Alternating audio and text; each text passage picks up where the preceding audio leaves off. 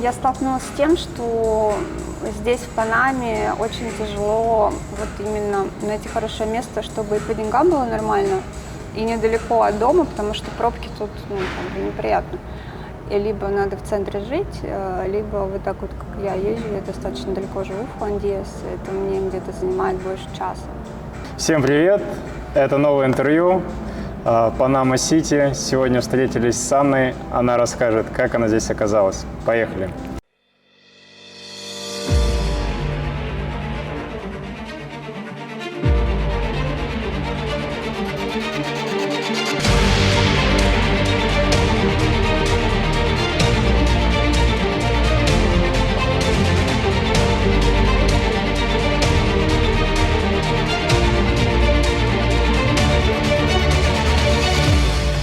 Привет, меня зовут Анна. Я в Панаме уже почти 13 лет. Приехала сюда с мужем-панамцем, с которым познакомилась в России. Поженились мы также в России. У нас родился ребенок в России. Сюда мы приехали, когда нашему сыну исполнился годик.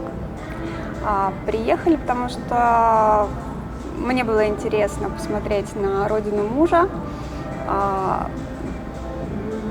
и посмотреть, сможем ли мы ужиться в Панаме. Как только мы приехали, мне очень понравилась сразу страна, очень понравился климат, очень понравилась природа.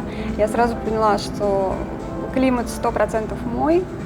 Я люблю жару, я люблю влажность, я люблю, когда круглый год зелено, когда круглый год лето. И размеренный такой образ жизни, все время улыбающиеся люди, которые тебе совершенно незнакомые, ты идешь по улице, и тебе каждый говорит «Buenos dias» и улыбается.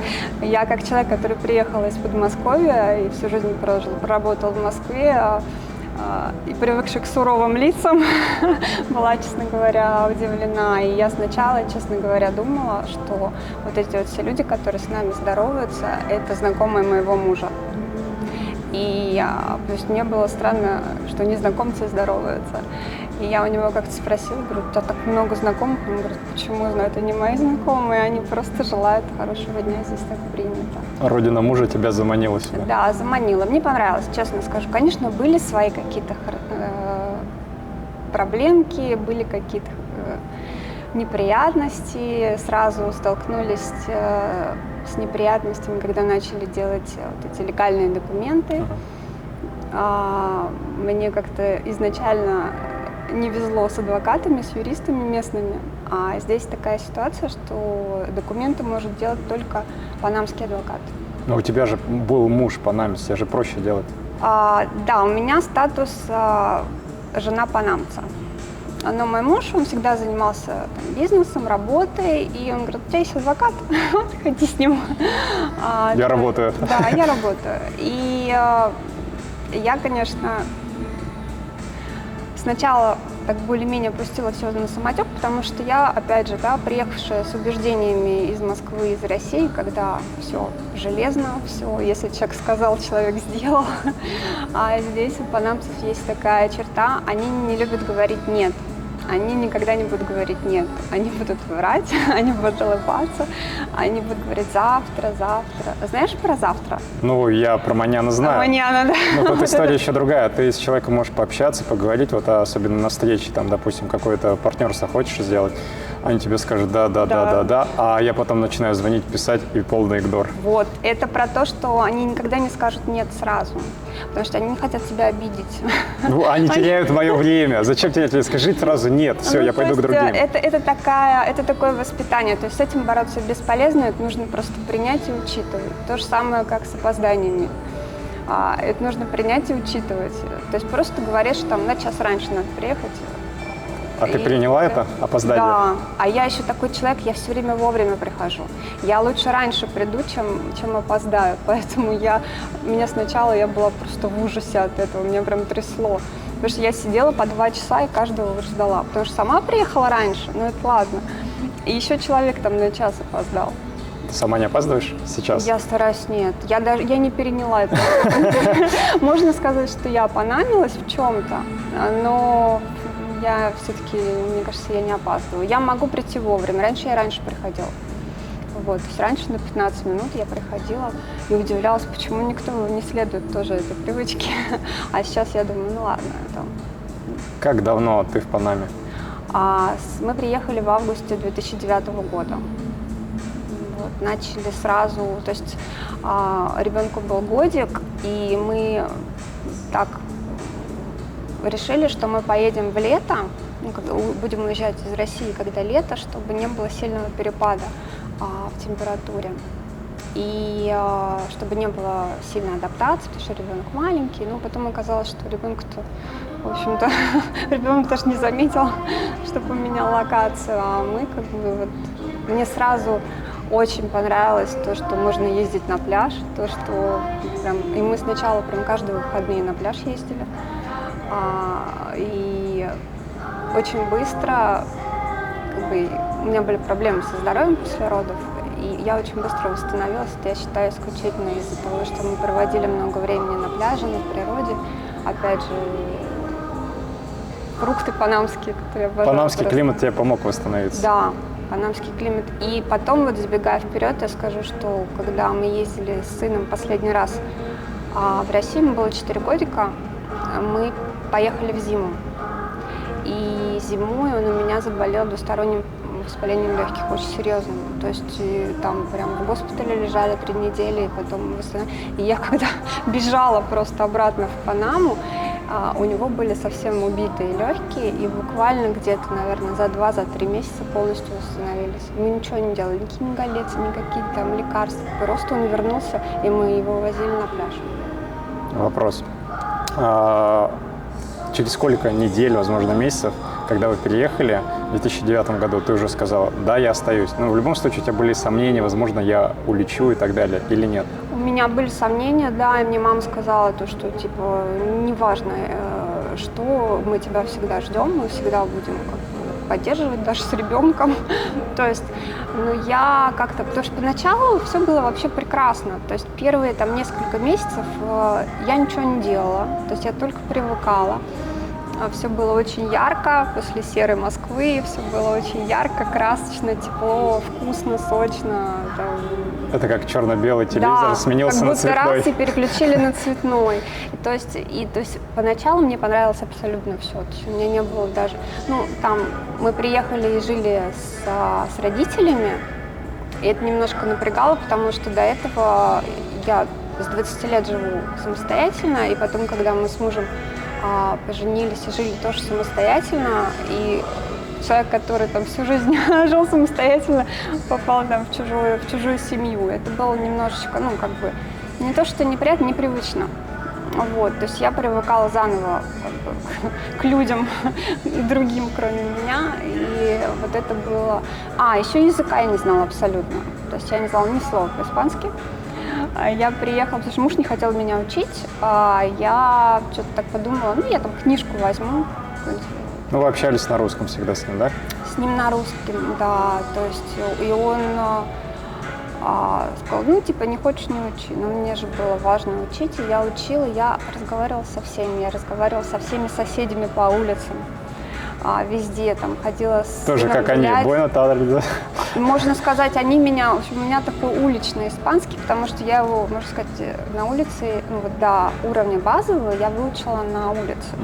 Потом уже я пошла в университет де Панама, там есть курсы de lenguas para extranjeros, курсы для иностранцев. Это прям отдельная история, я всем советую. Ну, как советую, там есть плюс и минус. Плюс состоит в том, что группа абсолютно интернациональная. То есть там в группе хорошо, если там пара людей по-английски говорит. А в основном все говорят только на своем языке, и общий язык испанский. И там хочешь не хочешь, будешь общаться, а испанский выучишь. Минус состоит в том, что нам не очень повезло с преподавателем. Но даже несмотря на это, мы все равно до среднего уровня испанский выучили. Вот. В принципе, как бы я считаю, что это мое такое субъективное мнение, я никому не навязываю. Если ты приезжаешь в страну и ты хочешь в стране остаться, государственный язык все-таки надо, ну, хотя бы до среднего уровня знать, потому что хоть и говорят, что там, если вы говорите по-английски, вам испанский в Панаме не нужен, ну, нифига нужен, потому что даже те люди, которые, ну, панамцы я имею в виду, которые говорят по-английски, они так ужасно говорят по-английски, что даже вот люди с native English, они их не понимают. Только те ребята, которые учились там в Англии, либо в Штатах, вот они, у них сносный английский. Ну, произношение я имею в виду. А английский с панамским произношением, он вообще очень труден для понимания. Вот, исковерканный свой панамский. Исковерканный, да. Я помню, один раз у нас был такой случай. Пришел друг моего мужа, и моему сыну, что тогда маленький был, что-то там говорил, потом мой ребенок начал бегать по дому и кричал «Сталин Фашан, Сталин Фашан, Сталин Фашан». Что ты говоришь? Сталин Фашан. Потом мы его, значит, поймали, я мужу говорю, что он говорит, я не понимаю какой-то язык. И мне муж говорит, это style and fashion, вдруг сказал. Вот, то есть это его уровень, ну, его произношение. Латинский, испанский, он тоже отличается от европейского? Да, опять же, у меня была такая история, общалась с девушкой, которая, испанка из Испании, приехала в Панаму, и мы куда-то, был какой-то то ли семинар, то ли какая-то выставка, я не помню, мы ходили, она была в шоке, она говорит, я не понимаю, что они говорят, я не понимаю, что они говорят. То есть, ну, понятно, что не на 100%, но вот сильно, да, отличается, особенно вот во внутренних провинциях. Окей. А испанский ты выучила, это круто. А по поводу работы, как вообще, тяжело здесь устроиться на работу? Все зависит от профессионализма, ну как от специальности, да, то есть есть специальности, которые здесь нужно подтверждать, то есть полностью подтверждать диплом. Есть специальности, которые принимают, и тогда, ну, попроще. Опять же, для иностранцев, которые еще не сделали натурализацию, националидад, нужно разрешение на работу. То есть можно устроиться и без разрешения, но тогда человек много теряет и абсолютно не защищен. Да? И зарплата меньше, и человек абсолютно социально не защищен. А в случае же, если есть разрешение на работу, здесь очень сильные Министерство труда, Министерство работы. То есть в Панаме Министерство работы поддерживает работников, да. То есть, и если там какой-то человек, которому там что-то не понравилось, пришел и пожаловался, будет серьезное разбирательство, и, возможно, даже фирму закроют. Вот до такого уровня. Уже я не говорю про штрафы, там, про все. Я слышал случаи, даже человек на работу не ходит, а потом идет жалуется, и Министерство труда за работника. Потому что, да, они в любом случае за работника. Но это при условии, что работник работает легально. С разрешением, если он иностранец, ну, естественно, для панамцев там. А вообще средняя заработная плата для иностранцев, которые сюда прибывают, какая она? Есть какая-то рамка? Нет рамки, потому что все зависит от специализации. Если это IT, то это одна рамка. Если это там какая-то administration, это другая рамка. Если это врачи, там, адвокаты, это опять же из того, что нужно подтверждать, там у них свои какие-то критерии, таблицы. Есть минимальная зарплата, но в основном люди, которые сюда приезжают, они либо свое какое-то дело открывают, либо работают на знакомых, либо устраиваются. Вот самое лучшее, что я видела, это когда устраиваются по приглашению. Потому что когда устраиваются по приглашению, допустим, на канал, на панамский канал, там очень хорошие зарплаты. А там много иностранцев работает? Там в основном иностранцы работают. Ну, там совсем другой принцип. Они выбирают человека по квалификации, дают ему приглашение, дают ему все документы, легализируют сами. То есть человеку ничего делать не надо, только просто приехать и работать. на какой-то определенный срок, опять же. Но есть люди, которые там год работают, а есть, которые по 20, по 30 лет работают. Ну, по контракту. Да, все зависит от того, какой специалист и какая квалификация. Вот. И я знаю, что есть также несколько сфер, где точно так же приглашают. И вот когда приглашают, там совсем другое дело, там может быть даже лучше, чем когда свой бизнес. Вот. То есть все зависит от квалификации, от от профессии. Расскажи про свою профессию. Чем ты здесь сама занимаешься в Панаме? У меня изначально я не хотела вообще работать. То есть я приехала с маленьким ребенком, и только, наверное, лет через 5 я стала задумываться о том, чтобы сделать разрешение на работу. И тоже это все дело затянулось, как обычно, в Панаме с документами. Маньяна. Маньяна, да. То есть годами можно это все слушать, это маньяна. Когда я наконец сделала разрешение на работу, я работала, у меня финансовое образование, экономика труда, экономика предприятия. И я работала администратором, помощником бухгалтером.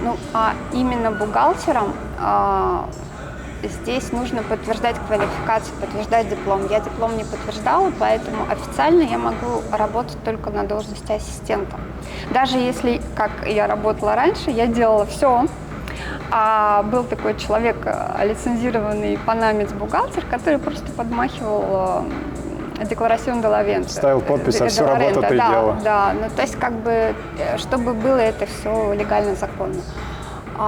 И точно так же там, в других сферах. Если не нужно, можно, в принципе, подтвердить, можно не подтверждать. Но просто здесь все дело в том, что был такой пример у меня из жизни, когда девочка пыталась подтвердить свой диплом, и ей не подтвердили.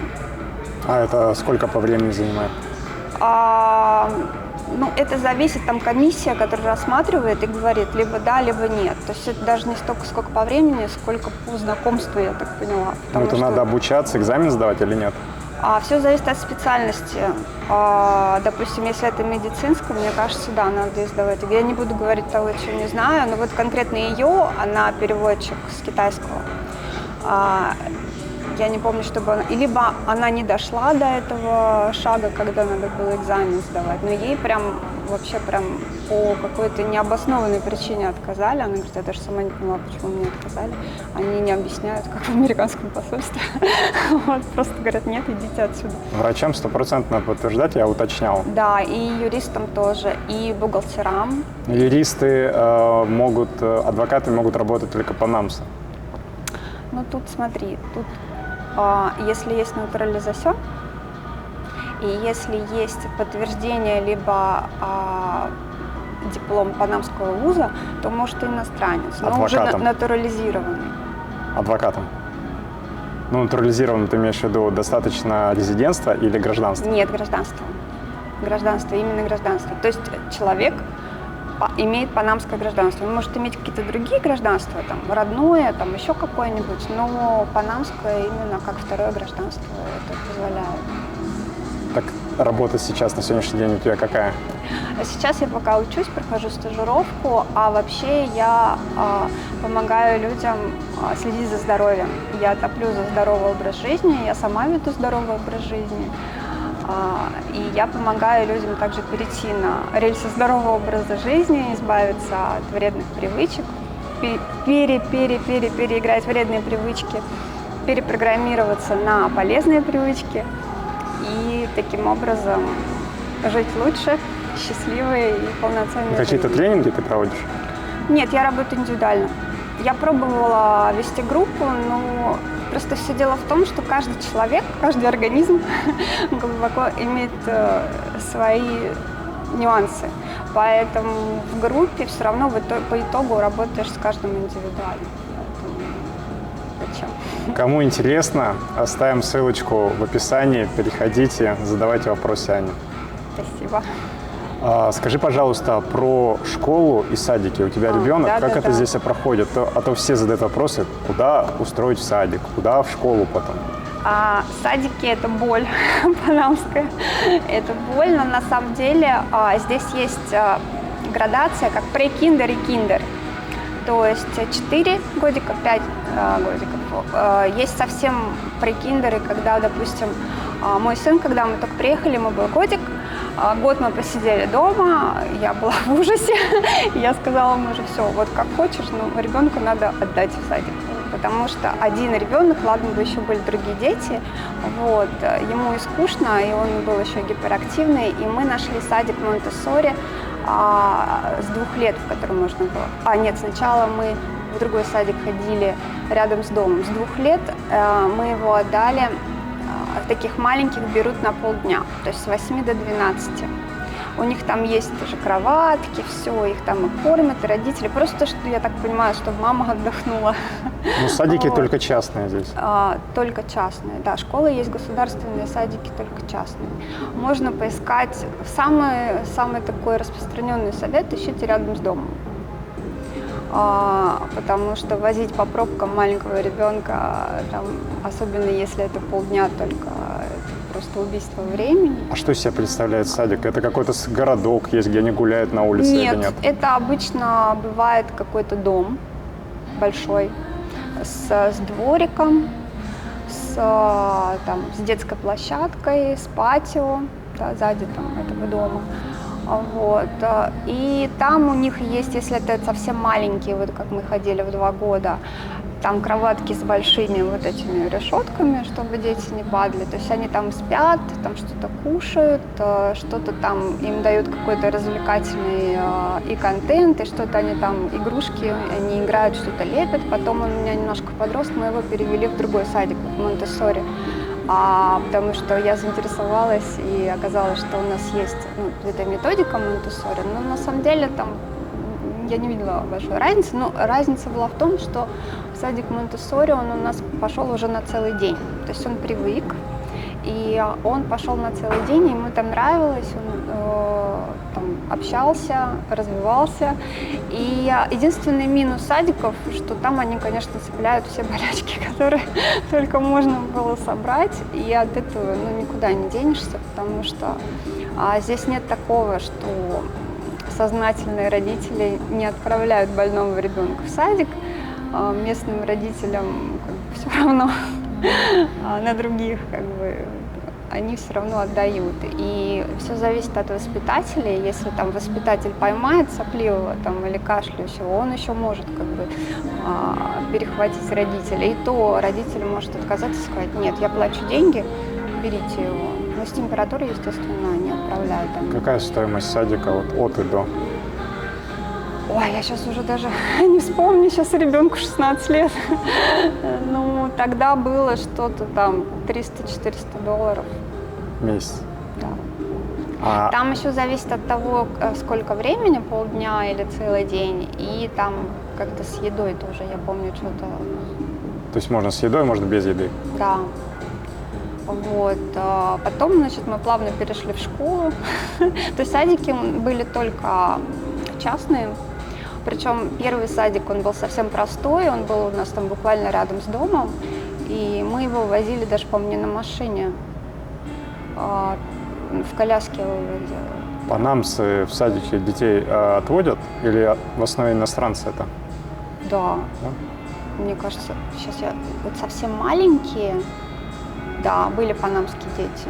В основном колумбийские были дети в нашем садике, но панамские тоже были дети, да. А вот в Монтессори мы ходили, когда там было много экспатов, детей экспатов, но панамцы тоже были. В основном тут няни предпочитают. Но тут платежеспособные родители только могут это позволить. Садик или да, няня? садик. Ну, ты знаешь, разница, няня стоит где-то $600. В месяц? Да, в месяц. Но это та няня, которая там живет и готовит, и смотрит. Ну, я не знаю, я честно скажу, если бы я выбирала няню или садик, я бы выбрала садик. Ну, я, собственно, и выбрала садик, потому что, во-первых, хорошую няню очень трудно найти. А тут девочки шутят, что проще мужа хорошего найти, чем хорошую няню, потому что, не любая женщина подойдет, а здесь в основном нянями работают иностранки из Центральной Америки. И очень много слышала я нехорошего. Есть и хорошие примеры, но в основном, то есть где-то процентов 20 на 80, то есть 80 негативных. С няней как получается? Ты должен официальный договор оформлять? Да. У меня няни не было, поэтому я просто знаю, потому что у нескольких моих подруг у детей были няни. Причем здесь няни чуть ли не до подросткового возраста. То есть они уже как члены семьи, если хорошая няня, если прижилась, там не косячит, заключается договор, и этот договор пролонгируется. Ну, это как трудовой договор? Да, трудовой. И она также может пожаловаться в трудовую инспекцию? Да, они и жалуются. Вот недавно буквально был скандал, когда там девочка одна поделилась в группе, что няня пожаловалась на нее, что та ее плохо кормит. Пошла прям в Министерство здравоохранения и пожаловалась. Ее в суд вызвали. Искала адвоката. В шоке просто. Так что няня... Думайте по поводу выбора няни. Думайте по поводу няни. Может быть, все-таки лучше садик. Хотя я сама никогда не пользовалась услугами няни, поэтому конкретно моего личного опыта нет. Но есть очень большой опыт окружения. Дальше. Со школы как произошло? Со школой. Первая школа у нас была государственная, киндер, потому что у нас знакомые там учились. И мы тоже туда пошли, потому что мой ребенок дружил с ребенком, который там учился. И мы туда пошли, чтобы ему было более-менее адаптивно. Это государственная школа? Да, государственная школа. И там он проучился нулевой класс, то есть 6 лет, и пошел там первый, по-моему, второй. Мы там поучились. Честно говоря, не помню уже, почему поменяли. Возможно, тоже переехали. Поменяли на частную. Но школа была католическая. Причем такая суровая католическая. Здесь есть и обычные католические, а есть прям суровые католические. Вот. У нас была суровая католическая, где абсолютно ничего было нельзя. И постоянно они там, не знаю, каждый день ходили в церковь. У них напротив школы была церковь своя, школьная. Вот, и они туда ходили. Мне это, честно говоря, не очень нравится, потому что я не люблю религию. Я не атеистка, но религию не люблю. В стороне, в общем. Да, то есть вот эти вот походы в церковь, вот эти вот показное, вот это вот религиозные вот эти все вещи, я их очень не люблю. Это у тебя с детства так или как-то уже? С детства так. У меня просто как-то с детства было разделение между Богом и религией. Ну, то есть я считаю, что в каждом человеке есть часть Бога.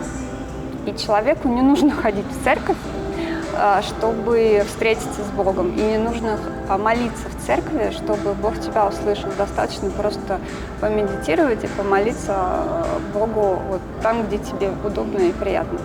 А все вот эти вот атрибуты, они, скорее светские, чем, скажем так, да.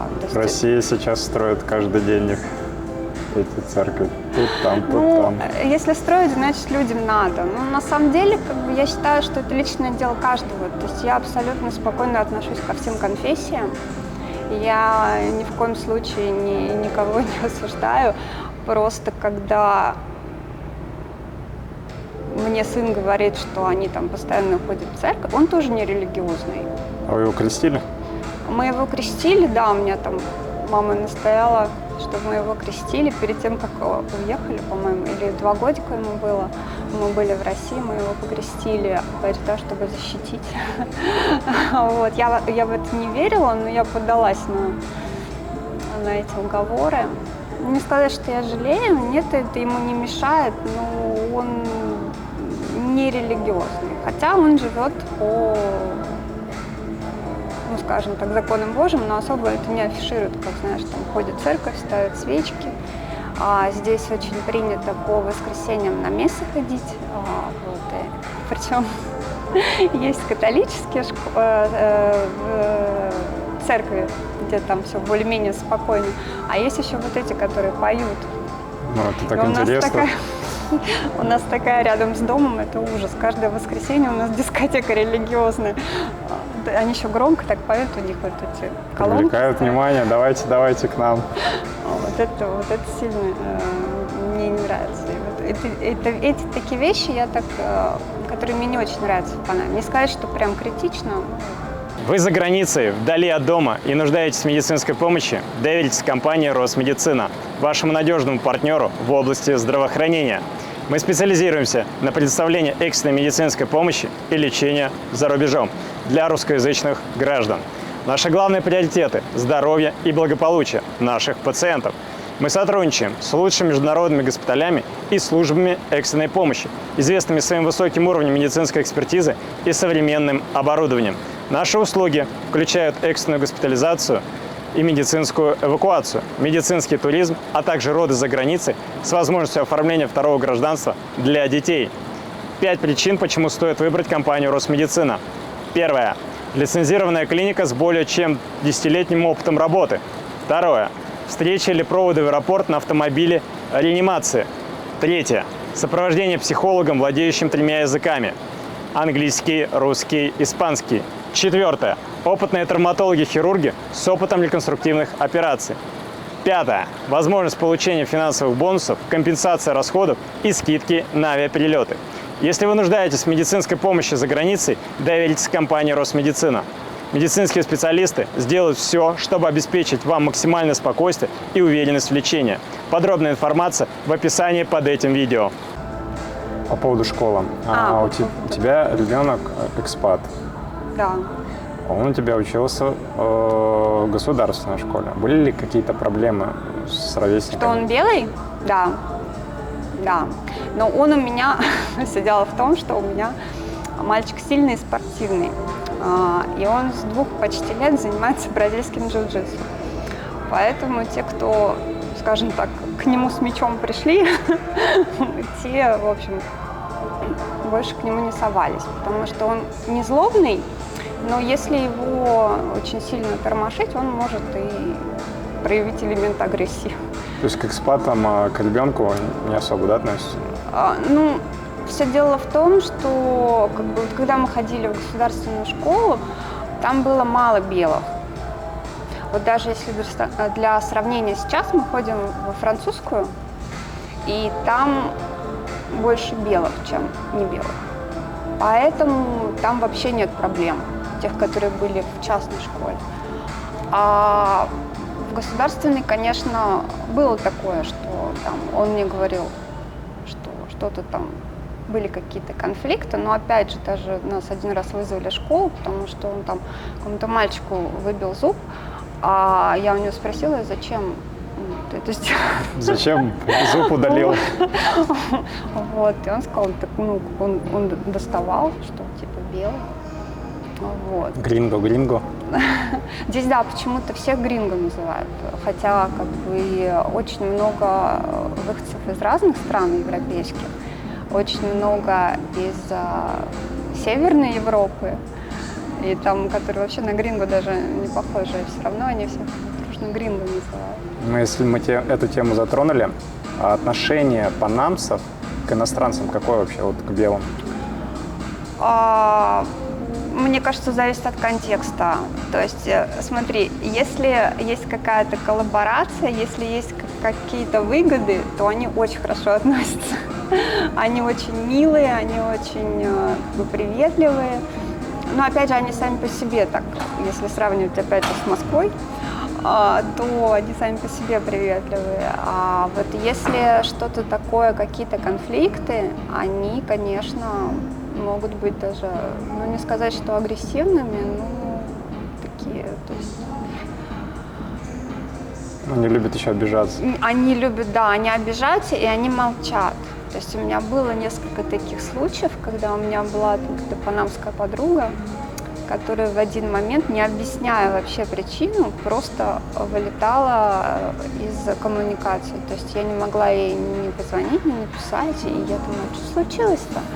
И то есть я как экспат, да, я понимаю, что есть разница культур, И когда происходит коммуникация, человек может, не желая обидеть, потому что просто другая культура, и поэтому всегда нужно спрашивать, правильно, ты меня понял, правильно я выразилась, не обидело ли тебя это высказывание.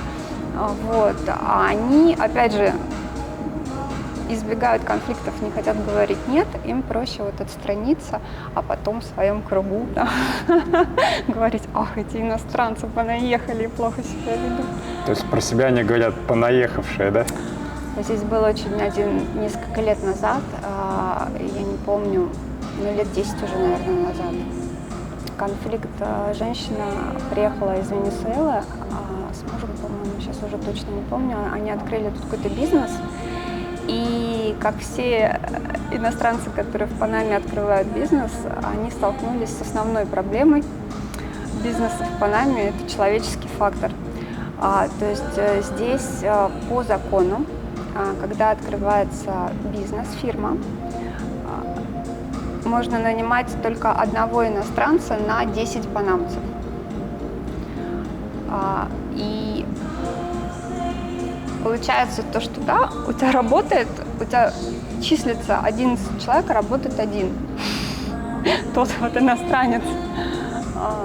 И когда произошел этот инцидент, мне рассказывал знакомый, который тоже венесуэлец, можно сказать, из первых рук, из первых уст.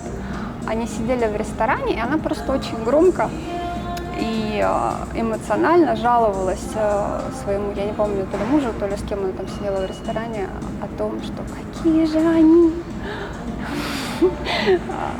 медленные, ее подчиненные, панамцы, что с ними невозможно работать, что они все портят, что они там все разрушают. И кто-то из панамцев, которые сидели в том же ресторане, заснял ее на телефон. И отправили, я не помню точно куда, но там дошло дело до суда, ее выгнали из страны без права возвращаться. И, по-моему, мужу ее тоже выгнали, сейчас точно не скажу, просто за слова. На таком уровне общения надо быть очень аккуратно. Панамцы обиделись. Очень аккуратно. Надо быть очень аккуратно, вообще говорить о Панаме, о городе, о законах. То есть они сами могут говорить все, что угодно, могут провоцировать. Если ты не хочешь конфликта, если ты не хочешь проблем, ты говоришь: мне очень нравится Панама, я очень люблю панамцев, я счастлива общаться с панамцами, все мои друзья панамцы. А ты заметила, сами панамцы, они эмоциональны и громко говорят? Да. С чем это связано? Я объясню, почему они громко говорят, потому что у них есть такая привычка: на любой праздник они притаскивают, не знаю, по периметру колонки огромные, включают музыку на все, так что трясутся стены, и общаются, то есть кричат, потому что в таком шуме, как ты услышишь собеседника. И у них, видимо, с детства из-за этого они громко говорят, потому что привыкли, потому что их не слышно. И, видимо, все-таки на уши влияет это. Каждый праздник. Я когда тут приехала, я была в шоке, на самом деле, в ужасе. И что парадоксально, что мы, когда приезжали на такие праздники, там абсолютно спокойно спали маленькие дети. То есть дети на этот шум вообще они привыкли, они адаптировались. Другие люди, то есть соседи, не жаловались. И я когда спросила у своих родственников, у соседей, я говорю: слушайте, а как вы? У вас там каждые выходные кошмар, просто бессонная ночь. Дискотека. И вы не жалуетесь. Они говорят: не, а что, у нас тоже, когда праздник, мы то же самое делаем. Когда прям совсем что-то вопиющее, может и пожаловаться. А так в основном не принято. Не жалуются. Но они даже когда общаются, они не стесняются, о чем говорят. Они могут о своем личном, разговаривать. Да, и тут вокруг все слышат. Как-то это не очень даже. То есть в России, наоборот, потише говорят: личное дело, пусть не слышат. А тут вообще не стесняясь. Это такая, мне кажется, все-таки мнимая открытость. И с другой стороны, опять же, нам сложно это понять, потому что у меня советское воспитание, которое подразумевает относиться к людям с уважением, себя держать там строго. То есть, не дай бог, что лишнего сказать, а вдруг я кого-то обижу, а вдруг я там чьи-то личные границы там порушу. Ну и личное, семейное не выносишь как бы из дома. Да, здесь абсолютно там человек, с которым ты минуту назад познакомился, уже тебе рассказывает, что там ей сказала ее гинеколог. Да вот до такой степени, то есть я даже там, не знаю, бы с мамой бы таким, может, не делилась бы. Она меня знает 1 минуту, там, даже не по работе, а просто там шапочное знакомство. Но они даже, когда ты едешь в метро или в автобусе, они говорят, и вся аудитория это должна слушать. Вот я про это имел в виду. Окей, вопрос. Вот ты сюда переехала, что тебе не хватает от России? Есть такие моменты? Но сейчас я уже, честно говоря, начала подзабывать свою жизнь в России, потому что у меня уже сейчас получается, что там почти половину жизни, ну не половину жизни, но треть, осознанную половину жизни я уже прожила в Панаме. И сейчас я уже настолько в гармонии нахожусь в Панаме, что у меня нет ничего того, чтобы там нет. Может, какие-то такие вещи там, типа, сейчас уже даже нет. Если раньше я там к какой-то еде привыкала, там все, то сейчас нет. Я не скажу наоборот, я когда последний раз приезжала в Россию, мне уже было тяжело встроиться, потому что все другое, там, вода другая, там, воздух другой, воздух сухой. Все бегут. Все бегут, все злые. Я вышла в аэропорту, и у меня такая мысль, да, Родина встретила неласково, вот прям сразу. Ты снова включила черно-белый телевизор. Да. Но сейчас вот я, когда последний раз была, уже так немножечко добавили красок. А вот когда уезжала, конечно, да, было серо. А сюда приехала, вот эти, да, вот если видишь на улице, женщины в ярких одеждах, все дома разноцветные, там веселая музыка, это их сумасшедшая орёт. Хорошо. Тогда расскажи, пожалуйста, минусы в Панаме. Они же все равно есть, не бывает все хорошо. Любимый панамский минус – это мусор. Но я считаю, что, в принципе, просто на мусор жалуются все. И здесь, вот там, где я сейчас живу, у нас, в принципе, хорошо работает коммунальная служба, гадят люди. Сами. То есть, как бы, собери ты мусор рядом с твоим домом и поставь в контейнер, ребята приедут, заберут. И это касается всего, даже когда вот я ездила там, путешествовали во внутренней провинции, то есть они могут сидеть рядом со своим домом, и вокруг валяется мусор. Вот не на улице, а на территории своего дома, там, в садике. Вот, то есть, как бы, это, нельзя сказать слово «культура», но это вот их привычка, поэтому... Когда у людей такая привычка, мусор будет всегда. И либо ты с этим как бы миришься, либо ты себе каждый день трепишь нервы. Потому что изменить ничего, в лучшем случае только у тебя дома будет чисто и рядом. Я удивился, я вот вчера буквально был в Колоне и проехал на машине, а потом вот по этой улице, главная аллея, которая есть от набережной, и мне показалось там почище стало. Я был там буквально в начале года, и вот вчера почище стало. Я не скажу идеально, да, но почище. Там, знаешь, все зависит от того времени, когда ты приезжаешь. Если после выходных или после каких-то праздников, или, не дай бог, там чемпионат мира по футболу или еще что-нибудь, вот это прям сразу видно.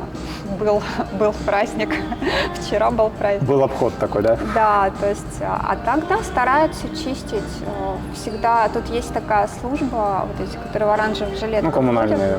Да, они постоянно чистят, то есть коммунальная служба работает хорошо. Люди сами кидают. Я помню, я своего ребенка с детства приучаю. Вот у тебя есть фантик или там огрызок от яблока, тут каждые 10 метров урны стоят. Иди кинь в урну. Нет, ты говоришь, окей, люди кидают, я согласен. Но когда мусорные пакеты стоят несколько недель, в чем проблема? Почему их не возят? Вот это странно, потому что я говорю, вот у нас возят 2 раза в неделю. Это хороший район, значит. Нет, район индустриальный. Дело все в том, что это нужно жаловаться. Нужно идти вот в это Валкальдия и разбираться, почему на улице, потому что это же очень опасно. Надо понимать то, что Панама – это тропическая страна. Если неделю не вывозят мусор, может быть эпидемия. Поэтому нужно идти, если там человек живет и видит, что у него пакет с мусором неделю лежит, он должен звонить в алкалдею или идти в алкалдею и Там уже разбираться. все видят, потому что это все воняет, гниет. Да, это очень опасно. Может быть эпидемия, тем более они сейчас пуганные пандемией, они стараются. Еще какой минус, кроме мусора? Вот то, что касается работы, тяжело с панамцами работать. Но сейчас я с панамцами не работаю, поэтому у меня уже я этот минус не считаю. Но вообще, если люди соберутся приехать в Панаму и захотят работать с панамцами, нужно набраться терпения. Нужно набраться терпения и тоже учитывать их ментальность, их привычки. Потому что, в принципе, это не они к нам, а мы к ним приехали. И все-таки нам надо подстраиваться. Потому что они живут расслабленно, у них стиль такой. Они такие родились, и они такими умрут. То есть, выходные они отдыхают, не работают. У них сиеста, да, может быть. Просто здесь были, не хотели говорить про медицину, но мне жаловалась моя знакомая, что она просидела 1,5 часа в очереди в скорой, а в это время девушка-врач сидела в телефоне. То есть, скорая. Ну, скорая, как ты считаешь, по времени долго приезжает по времени? Не было такого опыта. Никогда не вызывали. Обычно, если что-то, какая-то ситуация, просто кидали в машину и ехали так. Вот у нас была такая ситуация, когда мою соседку укусил тарантул. И буквально за 2 минуты он укусил в руку, и у нее рука прям начала раздуваться. У меня муж сразу же схватил банку тарантула, соседку и в скорую. И получилось так, что им сказали, еще бы 20 минут и все. А она где была? Это в городе Тарантул? Нет, это частный сектор, у нее свой дом, в садике в ее патио, что-то она, не знаю, может, мангу собирала, и у нее тарантул за руку цапнул. То есть там надо взять тарантула, потому что они разные бывают, да, как змеи, притащить тарантула, притащить укушенного, и все в течение 40 минут. Чтобы врачи видели, что за тарантул? Да, чтобы правильный антидот ввели. То есть, а если бы ждали скорую... Тогда получается третий минус – небезопасно. Да. Не то что людьми, а еще животными и насекомыми. Кстати, да. Но опять же, если брать мусор, да, то что можно заразиться из-за того, что если мусор долго не вывозят. Плюс еще, конечно, есть такая опасность, как денге. И если раньше денге, этот комар денге, который денге лихорадку, знаешь, да, вызывает, если раньше он был в основном во внутренних провинциях, где сельва, где сельское хозяйство занимается, то сейчас и по городу тоже гуляют. У меня несколько знакомых, мы сами болели, но я даже к врачу не ходила. Это очень быстро. Зависит от состояния здоровья. Это повышается температура, очень сильно высоко, почти под 40, и ломота во всем теле. Все, больше симптомов нет. Человек лежит сутки-двое, и потом отпускает. Они травят их в городе? Дело все в том, что раньше травили, но до какого-то определенного момента, последние лет, наверное, 5. Раньше ездила такая машинка, кричалка, мы травим, мы травим инцестус. А потом, видимо, сказали то, что они этими химикатами еще потравили кучу людей и животных, и запретили это делать. И последние несколько лет я вообще не вижу, чтобы эти машинки ездили. И кстати, после этого в городе начали заболевать денге. Потому что до этого я не слышала, чтобы в городе заболевали денге. Но это все достаточно редко. То есть не сказать, что это прям каждый год кто-то денге болеет. Если только там где-то далеко. Какие еще опасные насекомые в Панаме есть? Очень много разных скорпионов. Честно говоря, я видела, но меня никогда не кусали. Очень много змей. Со змеями надо очень осторожно, потому что есть много и много ядовитых. Я в них не разбираюсь, но я просто знаю, что опять же, да, надо змею поймать, поймать укушенного, отвезти. Страшненько так немножко. Летучих мышей много говорят. Я видела как-то вечерком, они не страшные, но они маленькие. Ну, к людям не пристают. Если не в их арии находишься, то нет. Они могут летать, как бы мимо пролетать, могут даже напугать, но если там к ним в пещеру не залазить, то они не будут нападать. Не лезем в логово. Да, в логово. Как бы даже, мне кажется, если туда влезешь и не растормошишь, то все нормально будет. А небезопасные районы в Панаме есть? Район Чорио считается небезопасным. То есть это рядом с Авенида Бальбоа, рядом с третьим вот этим вот мостиком красивым. Туда лучше иностранцам вообще не ездить. А если ездите, то даже сами ребята, вот, гвардия говорят, закрывайте окна. Закрывайте окна, когда едете, а лучше не ездите. Меньше Зачем внимания. вам? Езжайте на Амадор, там лучше, интереснее гулять. Вот, я считаю, что, как бы, ну, опять же, да, есть туристические зоны, есть зоны для жилья. Понятно, что даже вот по виду поймешь, где благополучный район, где неблагополучный район. Там по Чорию видно, что он неблагополучный. Ну, человек не знает, где благополучно или неблагополучно. Он заказывает на букинге. О, здесь дешевле. Я там остановлюсь, все. Это, кстати, да. Очень советую на Сан-Блас, потому что Сан-Блас постепенно уходит под воду. И я даже сама заметила, потому что я каждый год езжу на одни и те же острова. И прям я вижу, как уменьшаются острова. И я считаю, что, надо съездить, пока совсем не ушли. Сан-Блас, там провинция какая-то на Г называется. Сан-Блас, ой, я сейчас географией. Я просто интересовался, и говорят, якобы там на дроне летать нельзя, надо разрешение спрашивать.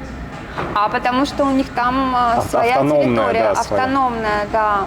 Там есть граница, Дуана, и все платят налог. С панамцев $500. Нет, с Не, вот я про разрешение на дрон $500 мне сказали. А если ты, не возьмешь разрешение, поймают, штраф $500. И так $500. Ну, они вообще, конечно, Куна, они интересные люди. Я, когда последний раз ездила на Сан-Блас, наш водитель, он женат на женщине Куна. И он мне всю дорогу 4 часа рассказывал о том вообще, собственно, об их традициях, о том, как он женился, о том, как он потом жалел, что женился на Куне. Вот. И очень интересно. Сама история их, они очень самобытно живут. То есть это не просто понты, что у них своя территория, свои границы.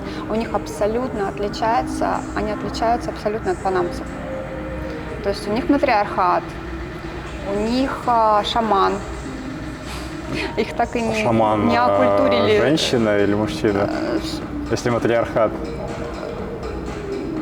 Даже вот вопрос. Кстати, я, поскольку далека от религии, меня это не интересовало. Меня очень интересовала вот именно их культура. То, что когда, то есть главное в семье старшая женщина, и когда молодые женятся, им выделяют свой остров. То есть они на остров женщины приходят, то есть на остров жены. А если у них это крайне редко, но все же бывает, попадаются куны нетрадиционной ориентации, они считаются изгоями и их прогоняют на берег. То есть им не дают ни на одном острове жить. Вот. И тоже такая у них традиция, что когда какой-то праздник семейный, все собираются на острове, и все праздники семьи надо сдавать деньги. И вот этот парень, водитель наш, он мне говорил, я там 2 года не был, я уже им столько денег должен, боюсь уже даже туда появляться. И он говорил то, что там у них очень серьезно это все, и они очень пострадали от пандемии, потому что они закрылись абсолютно и сказали, мы вообще никого не примем, мы доверяем нашему шаману, и среди кун было больше всего жертв. Шаману не надо было доверять. Ну, там просто у них свои вот эти. Я еще не любят туристов, они туристов терпеть не могут. даже они даже не скрывают этого. То есть, да, как говорится, я молчу, но субтитры видно. Вот, то есть и фотографироваться с ними можно только за деньги. Бизнес нормально сделали. Да, они прям так. Мы там были несколько раз, и один раз даже там, на 2 или 3 дня приезжали, там, ночевали. Так если ты говоришь, что там уходит под воду, Да. а людей переселяют вообще, нет? Ну, они строят. У них есть проект, то, что жители тех островов, которые уходят под воду, их переселяют на побережье. Ну, для них это прям адский ад. Они не хотят на берегу жить. У них вся жизнь связана вот именно островная. То есть у них остров-школа, остров-церковь. Ну, вот это шама. Питаются они чем там? Я не знаю, как сейчас, ушли ли какие-то уже под воду. 365 островов. На каких-то островах живут семьи, на каких-то выращивают кокосы, ну и рыба, морепродукты.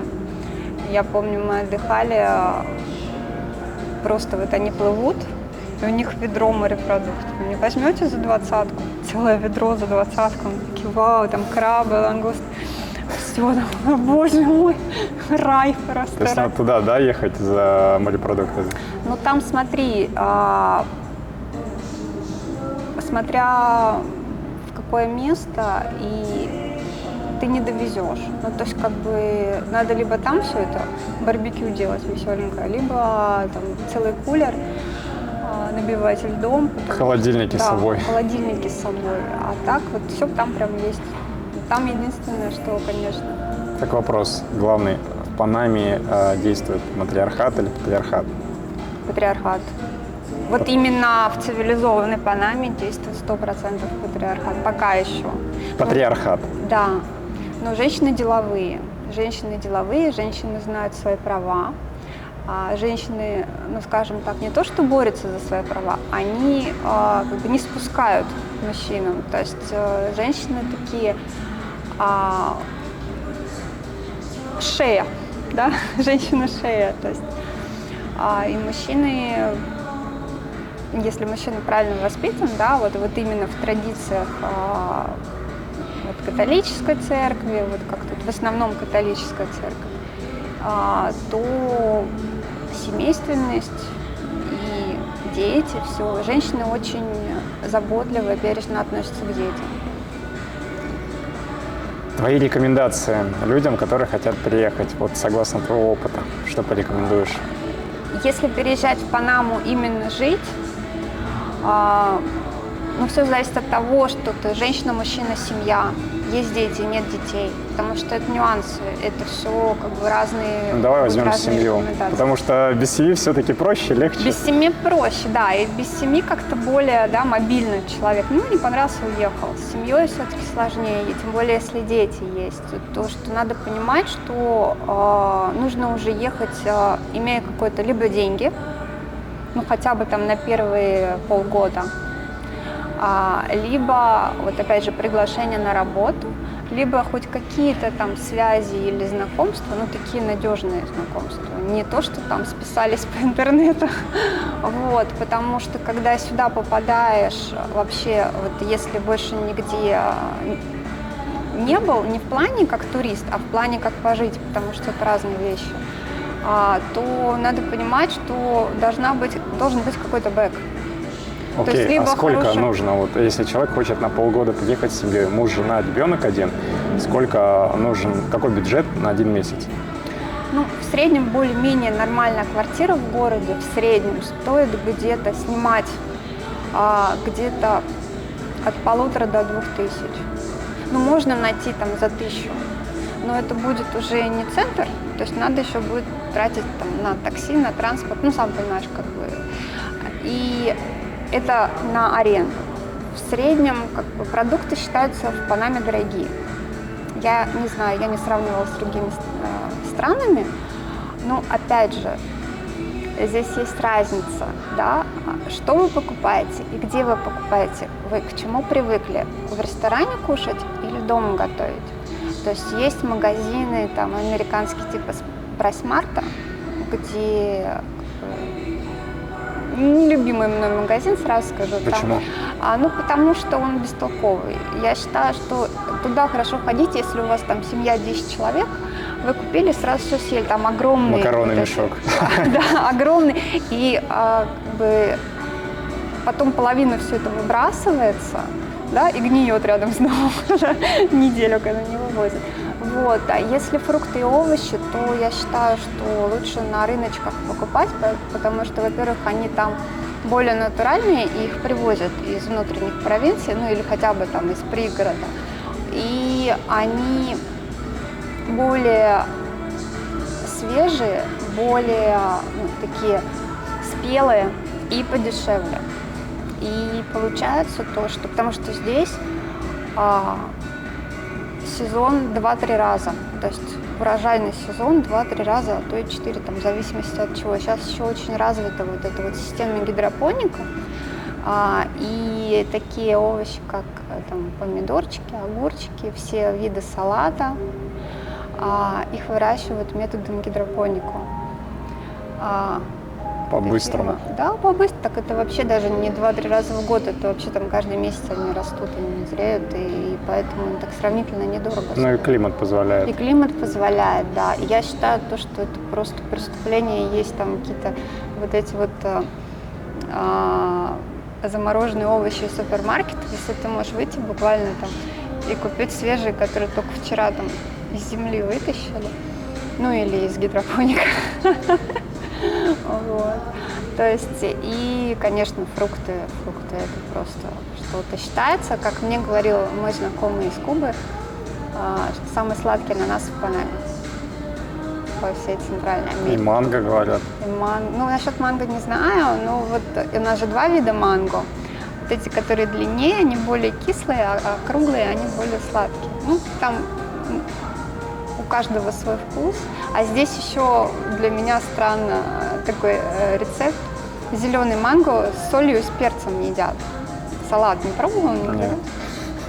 Да, то есть они срывают зеленым, режут его, солят, перчат и в пакетиках продают. Это такой салатик. Ужасно. Мне не понравилось. То есть, если ты начала про фрукты, про еду, то национальное блюдо какое здесь? Как ни странно, арроз кон пойо и суп санкочо. То есть арроз кон пойо – это рис с курицей, а суп санкочо – это тоже курица, но другая, такая более, это такой петух, другая порода кур. Бройлер? Более, не бройлер, наоборот, он более такой сухой и большой. Там, и местные корнеплоды. Санкочо пробовала? Да. Везде он просто есть. Очень здесь рекомендую тем, кто будет приезжать, разнообразные севиче. Севиче миксто, мой любимый севиче де пульпо, осьминог, севиче из осьминога. Коктейли из креветок тоже это считается севиче. Во многих ресторанах подают, но самый вкусный, на мой взгляд, это есть такие, там даже их трудно ресторанами назвать, они такие прям уличные забегаловки рядом с рыбным рынком. Вот да, там самые свежие, по-моему, севиче, которые вообще может быть. Потому что буквально они там в 3 утра привезли эту рыбу, замариновали, в 8 уже севиче. Хорошо. Сколько нужно денег-то брать? Главный вопрос. Чем больше, тем лучше. Ну а сколько бюджет, в принципе, если вот, как мы говорили, муж с женой с ребенком будут в достатке жить? Ну, достаток у всех разный. Ну, я просто, знаешь,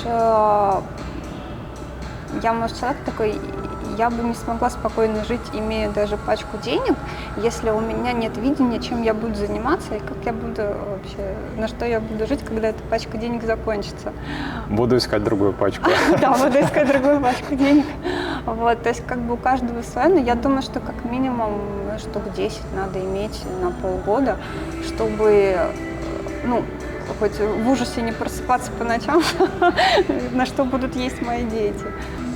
Вот такие рекомендации были от Анны. Думайте, решайте, лететь, не лететь. Остались вопросы, пишите в комментарии. Подписывайтесь на канал.